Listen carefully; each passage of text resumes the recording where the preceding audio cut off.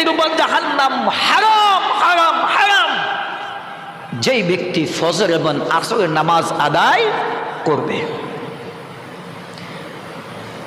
7 number, নিশ্চয়ই সালাত মানুষকে অশ্লীল খারাপ কাজ থেকে বিরত রাখে। আল্লাহ তাআলা সূরাতুল আনকাবুতের 45 নম্বর আয়াতে বলেছেন যে উতলু মা উহিয়া ইলাইকা মিনাল কিতাবি ওয়া আকিমিস সালাতা ইন্নাস সালাতা তানহা আনিল ফাহশাই ওয়াল মুনকার।